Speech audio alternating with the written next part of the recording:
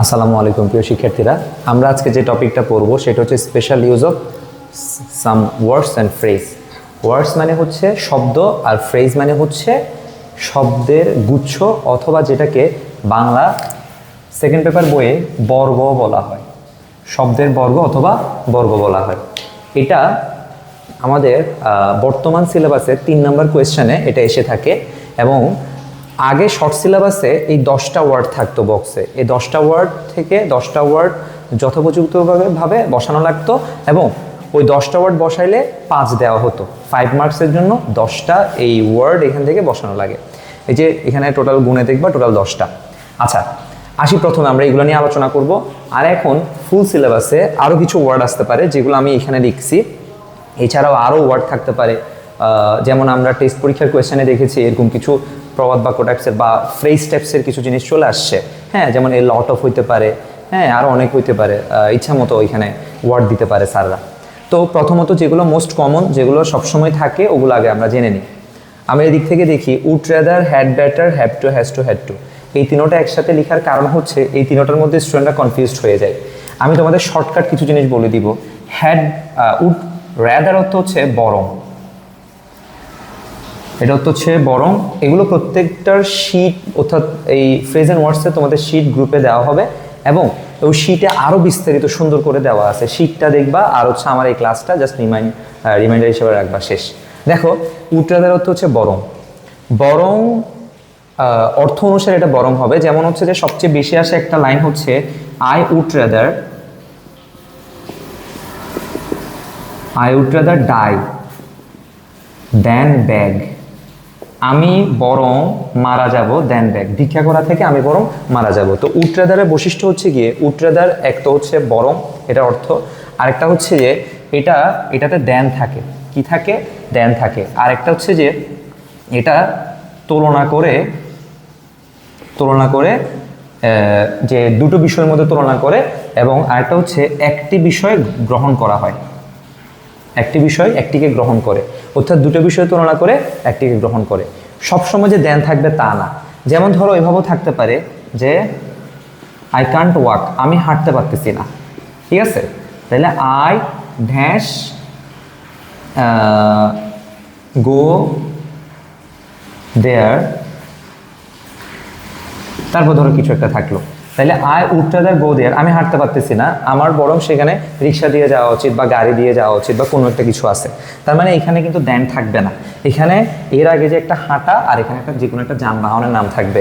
তাহলে এই যানবাহন এবং হাঁটার মধ্যে এখানে তুলনা করা হচ্ছে। সবসময় কিন্তু দেন পাওয়া যাবে না। অনেক টিচার বলে যে দেন থাকলেই হচ্ছে উড রেদার হবে এবং দেন মাস্ট বি থাকবে। এটা আসলে সবসময় সত্য না। তোমরা বোর্ড কোয়েশ্চেন ঘাটলে দেখতে পাবা। আচ্ছা, তাহলে উড রেদারের বিষয়টা গেল বরং, এটার অর্থ। আর এটাতে একটা দ্যাট বললাম, সরি, দেন থাকে, দুঃখিত, এটা দেন থাকে।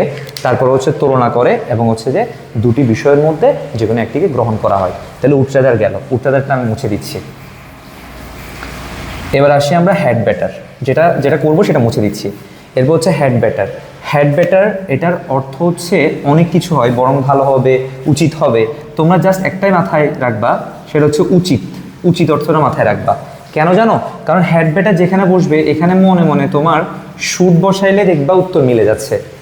হ্যাড বেটার যেখানে বসবে সেখানে মনে মনে শুট বসাইলে উত্তর মিলে যাচ্ছে। উচিত। হ্যাঁ, এছাড়া এটার আরেকটা ক্লু কি? এটার আরেকটা ক্লু হচ্ছে যে এখানে উপদেশ বা পরামর্শ দেওয়া হয়। উপদেশ বা পরামর্শ দেওয়া হয়। উপদেশ বা পরামর্শ দেওয়া হবে। তারপর এটা সুরের জোরালো রূপ বলা হয় এটাকে, বা সুর যেখানে বসবে মনে হচ্ছে ওইখানে তুমি হ্যাড বেটার বসাইতে পারো। আর উপদেশ বা পরামর্শ বুঝায়। হ্যাড বেটারের আরেকটা বৈশিষ্ট্য হচ্ছে গিয়ে এখানে বাধ্যবাধকতা বুঝায় না। এখানে বাধ্যবাধকতা নেই। যেমন হচ্ছে বাহিরে বৃষ্টি হচ্ছে, ইউ হ্যাড বেটার, তোমার উচিত একটা ছাতা নেওয়া। তাহলে ছাতা নিতেও পারো, তুমি নাও নিতে পারো। ছাতা না নিলে তোমার আহামরি কোনো ক্ষতি হয়ে যাবে না। এখানে তোমার অবশ্যই কি হবে, যে হ্যাড বেটার বসাইতে হবে, উচিত। ঠিক আছে। আর এটার বিপরীত হচ্ছে এটা, had to, has to, had two. তুমি যেখানে হ্যাড বেটার অ্যান্সার হবে সেখানে হ্যাভ টু, হ্যাজ টু বসাইলেও দেখবা উত্তর, বা তোমার মনে হচ্ছে যে উত্তর এটাই হবে বা এটা মিলে যাচ্ছে বলে মনে হবে। আবার যেখানে have to, has to, had two হবে সেখানে আবার হ্যাড বেটার বসাইলেও তোমার উত্তর মিলে যাবে বলে মনে হবে। কিন্তু দুটোর মধ্যে পার্থক্য আছে। কি পার্থক্য? এটা উপদেশ বা পরামর্শ দেওয়ার ক্ষেত্রে এটা ইউজ করা হয়, বাধ্যবাধকতা নেই এটা, এবং শুডের জোরালো ভার্ব হিসাবে ইউজ হয়। আর have to, has to, had to এটা আমরা কীভাবে বুঝবো? এটা হচ্ছে যে প্রথম কথা হচ্ছে এটা বাধ্যবাধকতা বুঝাবে। এখানে বাধ্যবাধকতা নেই, আর এখানে বাধ্যবাধকতা থাকবে, বাধ্যবাধকতা থাকবে। ধরো কারো বাবা অসুস্থ, হ্যাঁ, ধরো বললো যে his father is suffering from এটা, হ্যাঁ, তাহলে তাকে অবশ্যই হসপিটাল নিয়ে যেতেই হবে। বা ধরো হচ্ছে যে এভাবে কোনো একটা কিছু আসছে যে এই ফাইলটা হচ্ছে আমাদের সাবমিট করতেই হবে সুন, খুব শীঘ্রই, আদারওয়াইজ অন্যথা হ্যাঁ এই প্রজেক্টটা বাতিল হয়ে যাবে। তাহলে এখানে আমরা বাধ্যবাধকতা দেখতে পাচ্ছি, বুঝতে পেরেছো আশা করি। তাহলে বাধ্যবাধকতা থাকবে have to, has to, had টুর মধ্যে। এক্ষেত্রে আরেকটা বিষয় আমরা লক্ষ্য রাখবো, এইগুলো বক্সের মধ্যে হ্যাড টু থাকতে পারে, হ্যাড টু থাকলে তুমি চাইলে হ্যাজ টু অথবা হ্যাভ টু বসাতে পারো, অথবা হ্যাভ টু থাকলে হ্যাজ টু বসাতে পারো, হ্যাজ টু থাকলে হ্যাভ টু বসাতে পারো। এটা গ্রামাটিক্যালি রাইট ফর্ম ভাবে নিয়ম অনুসারে যখন যেটা যাবে সেটা বসাবা, শুধুমাত্র উপরে আসে বিদায় নিচে বসাই দিবা এমনটা হবে না। তাহলে এই দুটোর মধ্যে বসানোর ক্ষেত্রে আমরা দেখব কোনটাতে বাধ্যবাধকতা আছে, কোনটাতে বাধ্যবাধকতা নেই। এটা দিয়ে আমরা হ্যাড বেটার এবং have to, has to, had two এর মধ্যে পার্থক্য ইজিলি বুঝে যাব। তাহলে আমি এটা মুছে দিচ্ছি।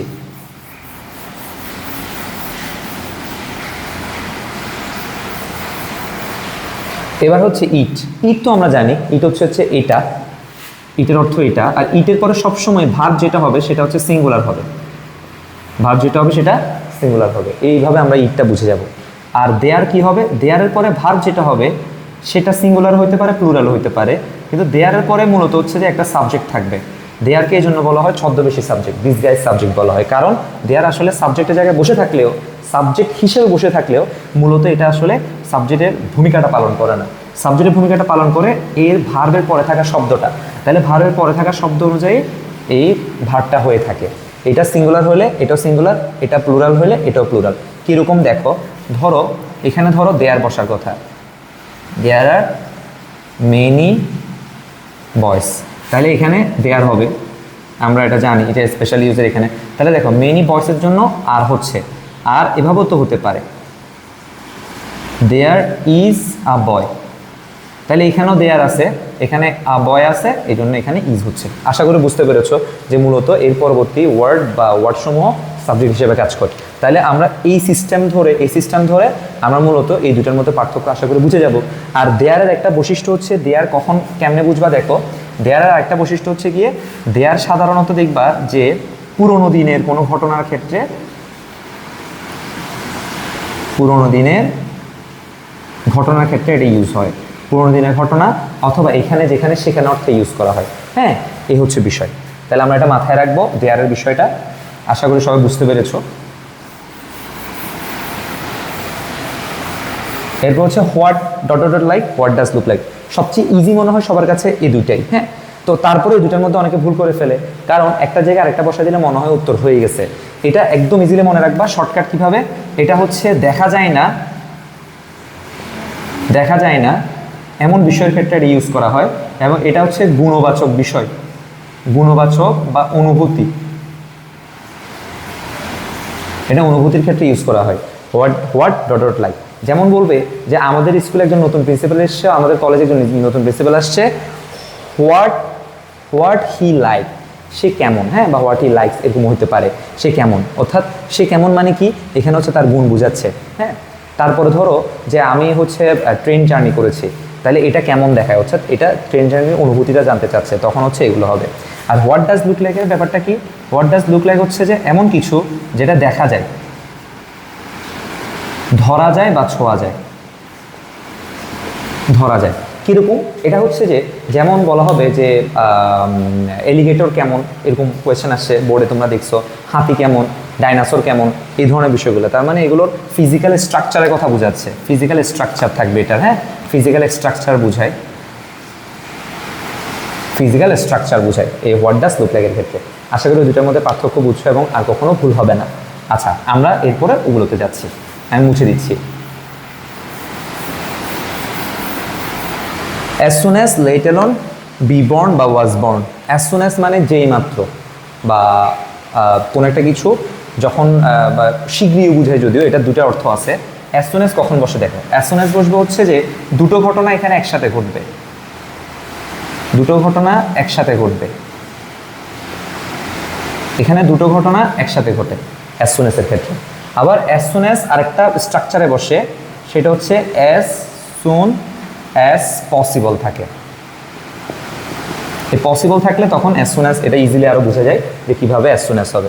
দুটো ঘটনা একসাথে কীভাবে, যে যেইমাত্র বৃষ্টি থামলো তখনই আমরা খেলতে গেলাম, এই টাইপসের, বুঝতে পেরেছো?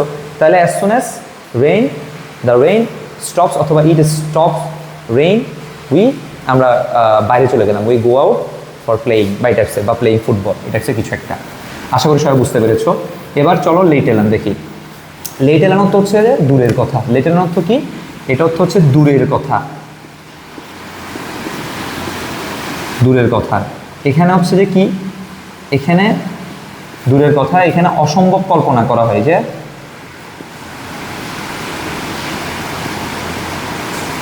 কল্পনা করা হয়, অসম্ভব কল্পনা করা হয় কিরকম, যেমন হচ্ছে যে তুমি একটা লাইনও পড়তে পারো না, একটা পুরো বই পড়া তো দূরের কথা, তুমি সাইকেলই চালাইতে পারো না, কার তো দূরের কথা, বা তার হচ্ছে যে ডেলি নেসেসারি কেনার টাকা নেই, গোল্ড কেনা তো দূরের কথা। এই টাইপসের বিষয়গুলোতে লেটার অন ইউজ হয়। আর কারো জন্মগ্রহণের ক্ষেত্রে ওয়াজ বর্ন ইউজ করা হয়, এটা তো আমরা জানি। ওয়াজ বর্ন কীভাবে বসে? ওয়াজ বর্ন বসে হচ্ছে এইভাবে, যে বলে যে ধরো এই লোকটাকে সবসময় দেখি, উই ডোন্ট নো, আমরা জানি না, ওয়ার হি ওয়াজ বর্ন, কোথায় সে জন্মগ্রহণ করেছে।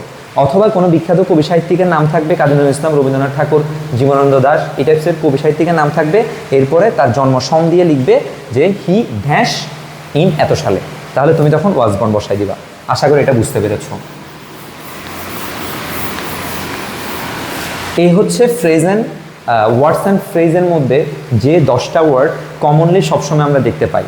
এছাড়াও ফুল সিলেবাসে এখন আরও বেশি বেশি ওয়ার্ড থাকার সম্ভাবনা আছে, সেগুলো আমরা জানবো এখন। সেগুলো কি? সেগুলো হচ্ছে অর্থ জানলে আমাদের জন্য জিনিসটা ইজি হয়ে যাবে, সেগুলো আমরা এর পরবর্তী ভিডিওতে জানবো। ধন্যবাদ সবাইকে।